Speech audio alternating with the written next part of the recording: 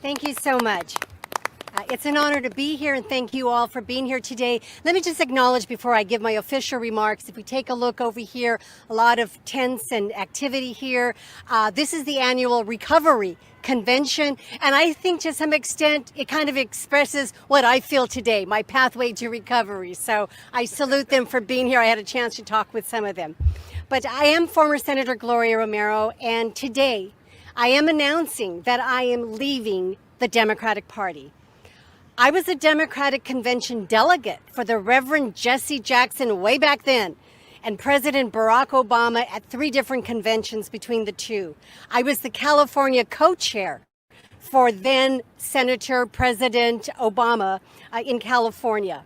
In my household, FDR, JFK, RFK, these were heroes in my household. And I vividly remember where I was, when it happened, when the Kennedys were assassinated. Dreams were dashed. The quest for hope, however, never extinguished. In this Capitol behind me, I served as both Senate Democratic Caucus Chair and the Senate Majority Leader. But today I say goodbye. Adios. I've had enough. I am now another near lifelong Democrat who is joining the growing number of people, including key groups like Latinos, who are leaving the Democratic Party. This is not the Democratic Party that I once championed. I do not recognize it anymore, and I cannot continue. I changed my voting registration today as the sun was rising to Republican, which has, under Donald Trump, become the champion of working people, the big tent. And indeed, I will vote for Donald Trump this fall. While there are several issues that I could highlight for this action, let me just list some that are most prominent. The so-called Party of Democracy eradicated 14 million votes, including mine, in order to install its preferred candidate, Vice President Kamala Harris. But even before that, the Democratic primaries were so rigged so as to prevent viable candidates like RFK Jr. from jumping in to even campaign. Lawfare was utilized. At the end, similar to Latin American dictatorships, the dedazo was used to tap who the political elite and the big donors wanted to run.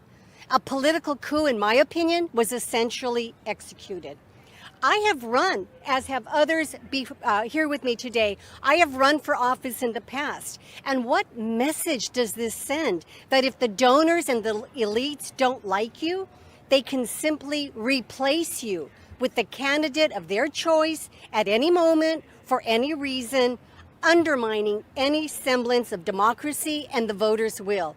I cannot take that. Indeed, I believe the Democratic Party has taken a giant leap to authoritarianism and censorship.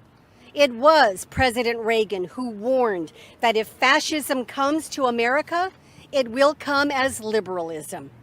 And as a former member of the executive board of the Southern California ACLU, individual freedoms are trapped, silenced by authoritarianism and censorship. That is not me. It is terrifying to see how language has been modified so that as a feminist and a former professor at California State University, I today would be condemned for saying that I can define a woman and distinguish between biological sex and gender identity. This is the so-called Party of Women, which has eradicated, got it? Great job. This is the so-called Party of Women, which has eradicated Title IX protections for sports equity for women. While I am pro-choice, I will not support a party that advocates for abortion to full term. Also, I am a mother, and as a Latina, I refuse to call myself a birthing person.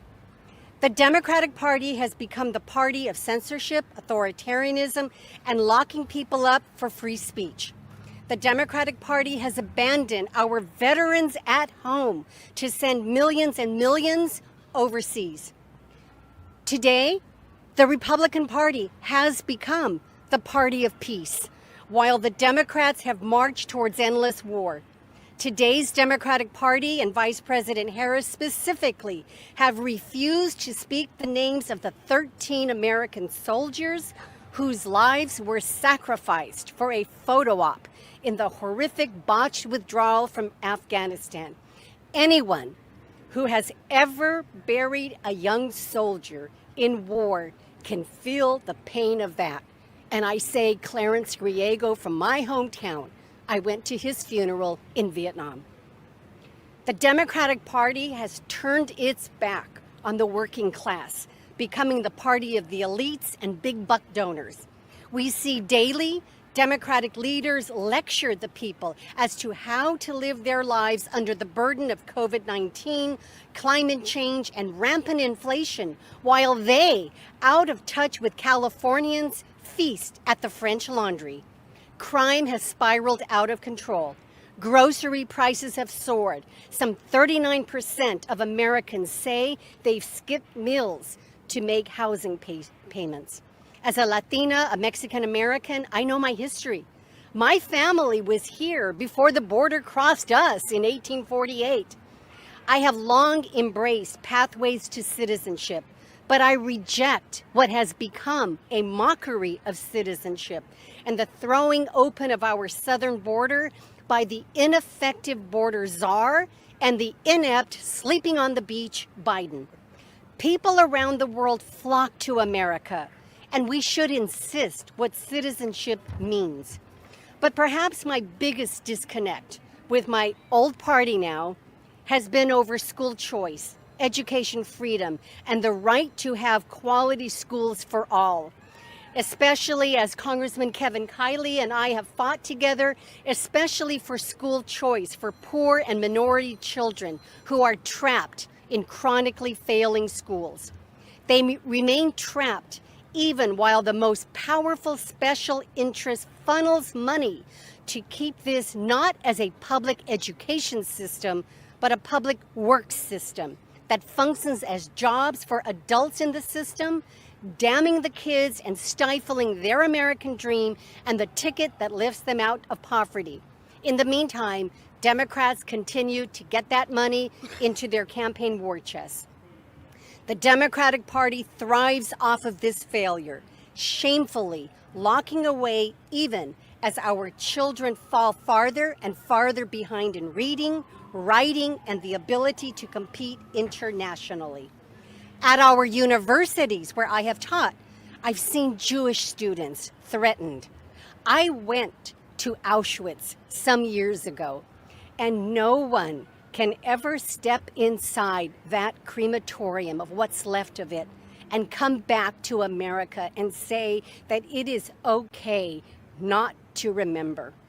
Yet here, in our hallowed campuses of UC Berkeley or UCLA, where Steve Hilton and I went recently, it has been horrific.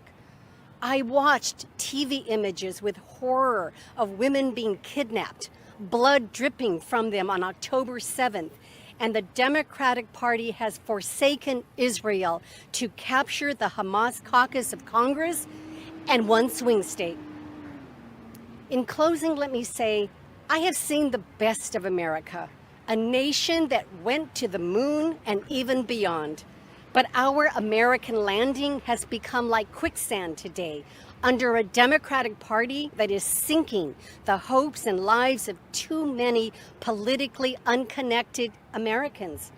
Livelihoods being destroyed or killed by drug warfare due to an open borders and Bidenomics economy that none of us should want or embrace. The Democratic Party positions itself as the party of freedom, liberty, and democracy. All the while, it has become 1984 in 2024. So today, I am leaving the Democratic Party. It is with sadness, but it is with the belief that this is best for the future.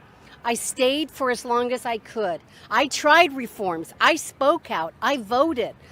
Today, I turn to the future, a land of opportunity and free speech. I am excited to join a party that was started by the greatest American, Abraham Lincoln, and the challenges of building a new great republic that will take all of us. Today, I joined the Republican Party, yes, to make America great again, and I am ready to do my part as America prepares to vote. I thank the many who are with me today and others who couldn't be here who have welcomed me into this new big tent, and I do feel free at last. Thank you.